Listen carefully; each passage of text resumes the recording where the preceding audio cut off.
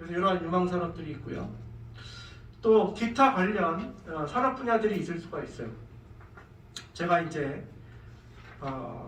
농산업의 미래를 얘기하면서 이 스마트팜이나 스마트푸드, 푸드테크 뭐 이런 것들이 좀 괜찮겠다.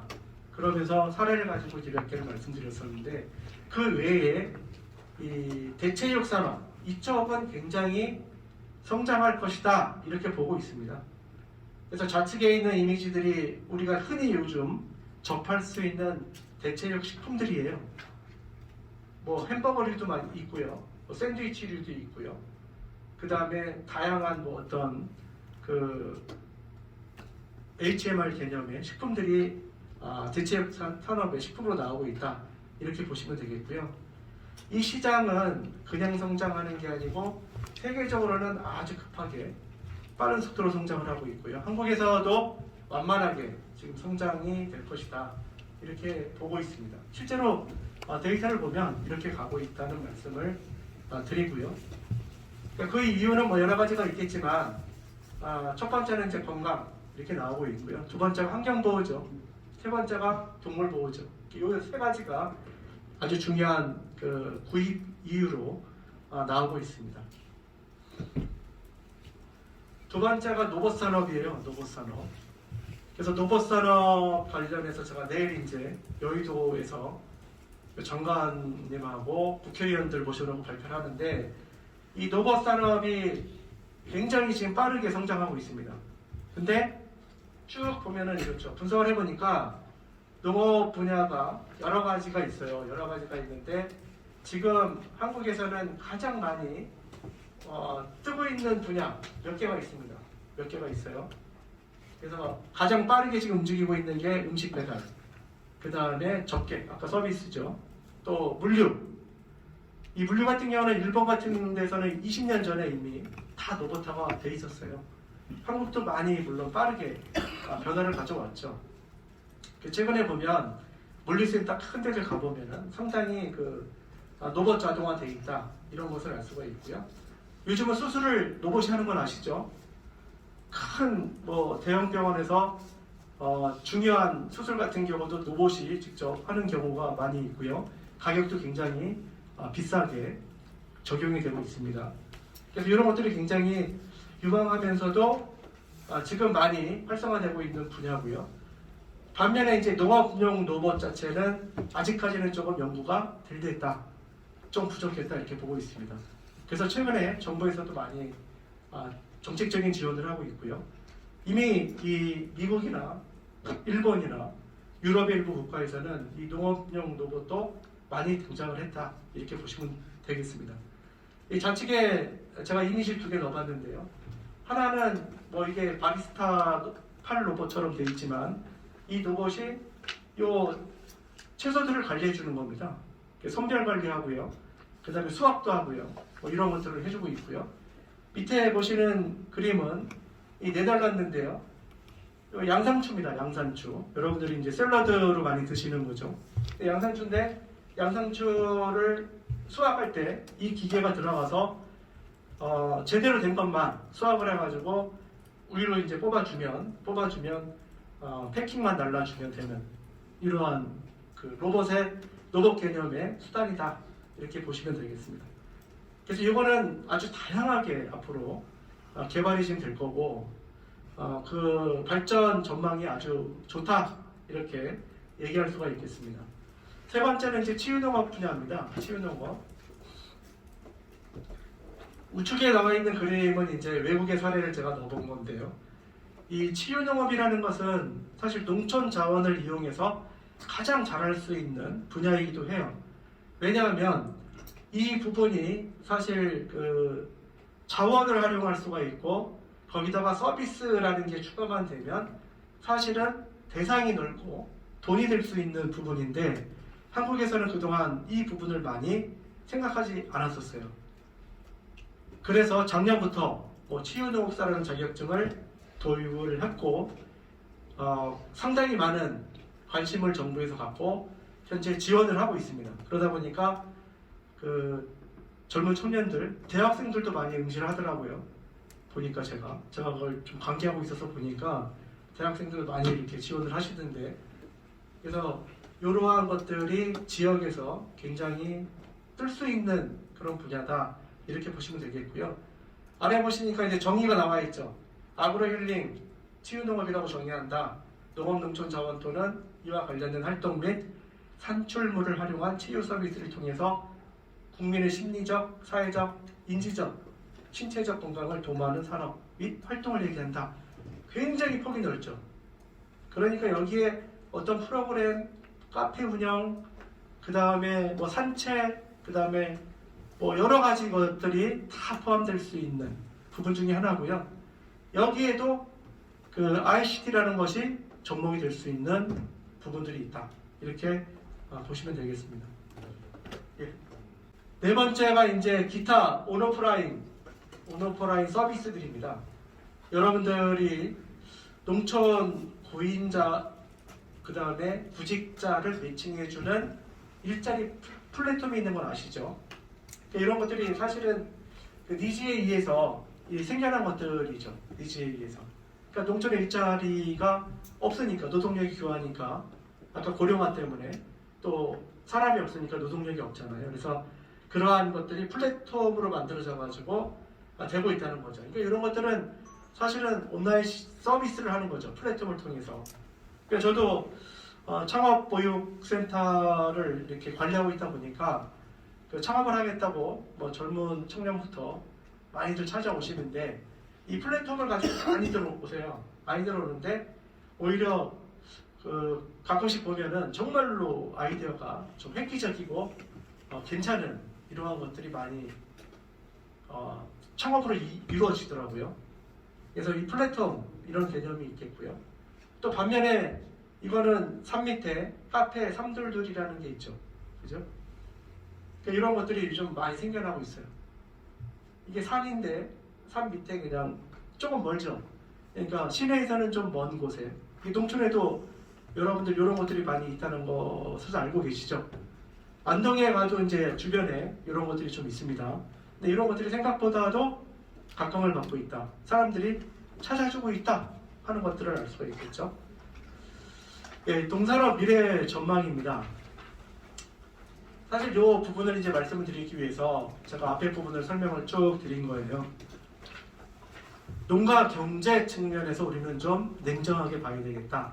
자, 농산업에 내가 뛰어들면 돈이 되기도 하고 돈이 안 되기도 해요. 근데 어떠한 문제들이 있었냐 하는 것을 한번 살펴볼 필요는 있습니다.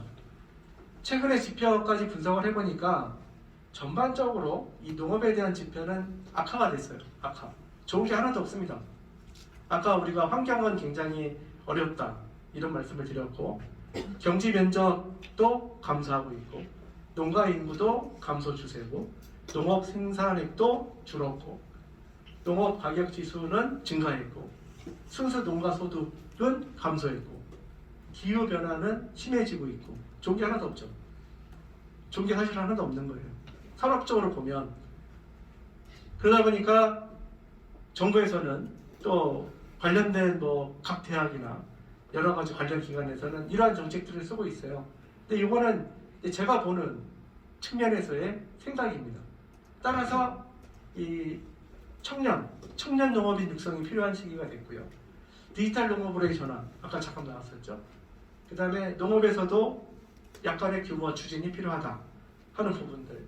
제가 가장 관심 있게 여러분들한테 얘기하고 있는 게 이 공간력 확보입니다. 농촌은 공간이 있어요, 공간. 근데 공간력이라는 것은 여러분들이 학문적으로 아마 잘 들어보지 않은 용어예요.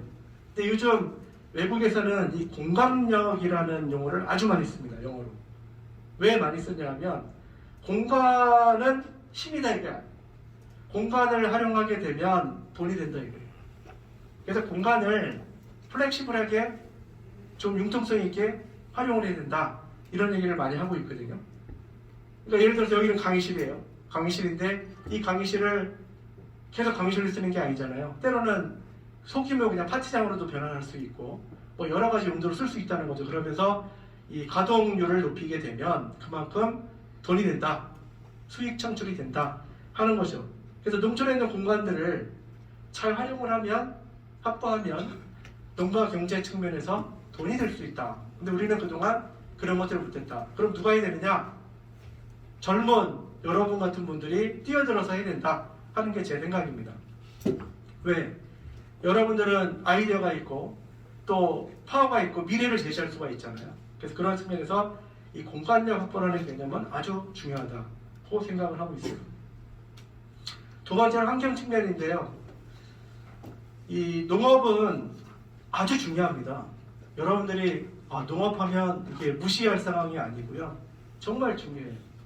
근데 우리는 이 대도시로 밀집하는 현상이 오래전부터 있었습니다. 그러다 보니까 이 농업이 굉장히 등한시되는 경향이 있었거든요. 근데 지금 상황이 어때요? 너무 밀집하다 보니까 여러 가지 문제점들이 생겼고 또 세계적으로 인구는 증가하면서 식량은 부족해요. 근데 한국은 조금 잘 살고 있죠. 다른 나라에 비교해서. 그러다 보니까 먹을 게 없진 않아요. 그러다 보니까 이 농업에 대해서 또 등한시가 된 거죠. 그럼에도 불구하고 기후위기나 탄소 중립이나 뭐 여러 가지를 봤을 때 식량이 굉장히 중요하구나. 최근에 여러분들 우크라이나 러시아가 전쟁하면서 국제적인 그 어떤 공급망의 문제가 생기고 식량의 위기가 왔죠. 이러한 상황들을 봤을 때 역시 식량은 중요하다. 농업에서 가장 대표적인 게 사실은 식량이거든요. 그걸 우리는 여기서 다시 한번 느끼게 됐고요. 이 농업의 교육 조건이 굉장히 악화되고 있다. 전체 보면. 근데 한편으로 보면 기농기촌은 증가되고 있어요. 자, 이 얘기는 뭐냐면요. 기농기촌이 증가된다는 것은 여러분들이 해석하는 부분이 굉장히 많을 수가 있지만 저는 두 가지로 딱 해석을 해요. 하나는 뭐냐면 은퇴자들이 할 일이 없다. 일자리가 없어요. 나이를 먹으면 그만둬야 되는데 더 일할 수 있지만 일할 자리가 없어요. 그러니까 결국은 우리 농촌으로 가서 일자리를 찾는, 농사를 한다든지 일자리를 찾는 그런 경향이 늘어나고 있는 거 하나. 또 하나는 뭐예요? 내가 이제 은퇴를 했으니까 농촌으로 가서 좀 힐링을 하겠다. 이런 측면이 있을 수 있다는 거예요.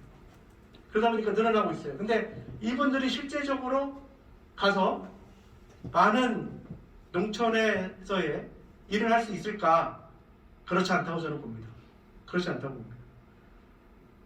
그래서 이러한 중요성 인식을 통해서 필요한 부분들이 이거다 이렇게 저는 주장을 하고 있습니다.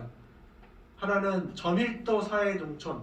이 저밀도라는 게 도시처럼 이렇게 각박하지 않다는 거죠. 도시는 너무 아파트에 문 열면 오늘 아침에 제가 뉴스를 보니까 서울의 강서구의 둔청동 지역에 아파트 분양을 어저께 다 받았잖아요.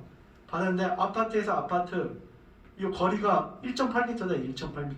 이해 갑니까? 여기서 여기까지예요. 붙어 있어요. 아파트가. 그러니까 내가 주방에서 이렇게 문 열으면 상대방 주방이 보이는 거죠. 굉장히 밀접해 있다는 거죠. 그러니까 농촌은 그렇지 않다는 거죠. 저밀도 사회 농촌. 그러니까 농촌 자원 활용 얼마든지 현재 가능하다.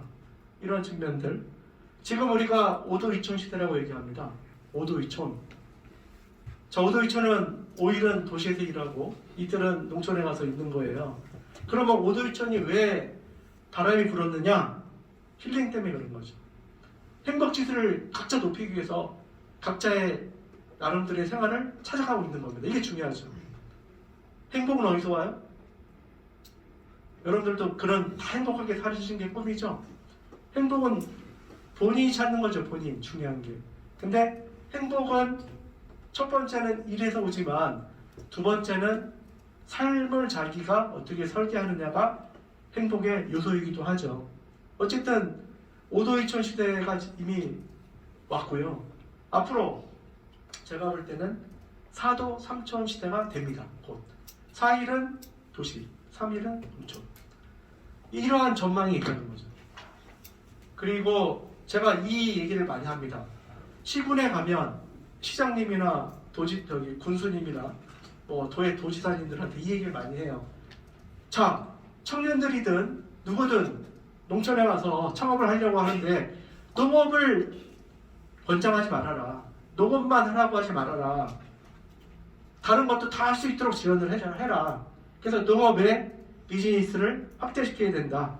하다못해 카페를 하든 뭘 하든 이런 분들이 와서 어떤 사회 구조체에서의 역할을 할 수 있도록 해야지 지역 경제 활성화가 된다. 이렇게 얘기를 하고 있거든요.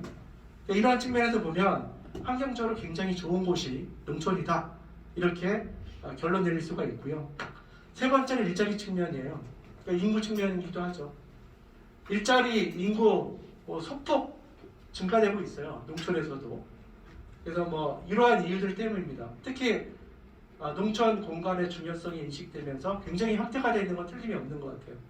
다만 지금 우리가 느껴야 될 부분은 이 고령화는 지속된다. 이거는 어쩔 수 없는 거예요. 그렇다고 하면 우리가 도대체 뭘 해야 되느냐? 이걸 해야 되는 거죠. 이걸.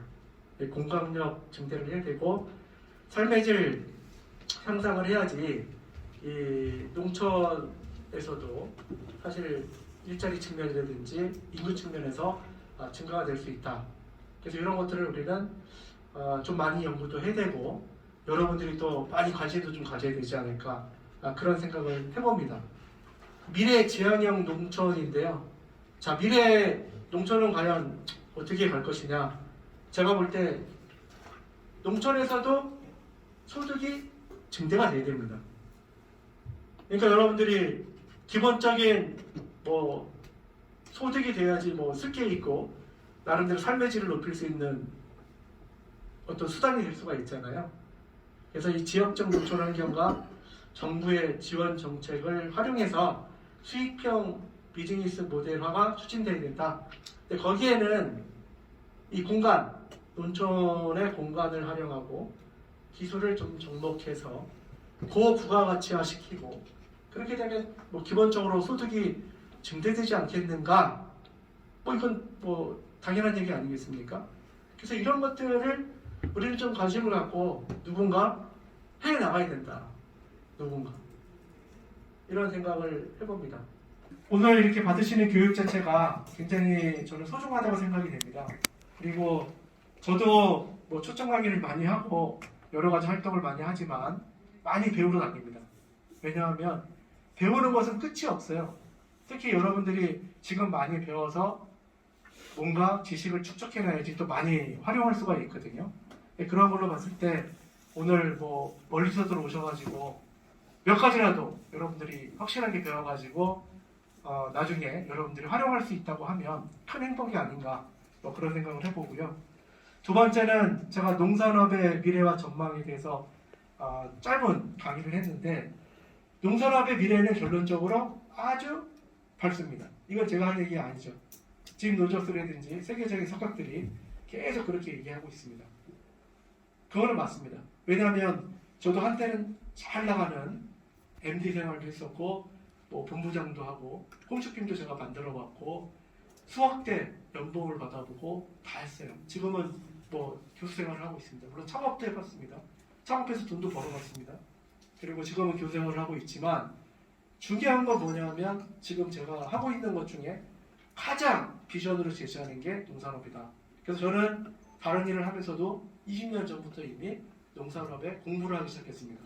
그러면서 지금은 스마트팜 대한민국 전문가 중에 한 명으로 들어가 있고 치유농업의 전문가 중에 한 사람으로 또 정부에서 인정을 해주고 있습니다. 그러니까 이런 부분들이 그냥 되는 게 아니고 이러한 어떤 교육 과정이라든지 본인의 배움과 의지에서 될 수 있다. 이런 생각을 드립니다. 하여튼 여러분들 각자가 성공하는 그 계기가 좀 되시길 바라고요. 오늘 짧은 강의가 좀 도움이 되었으면 좋겠습니다. 고맙습니다.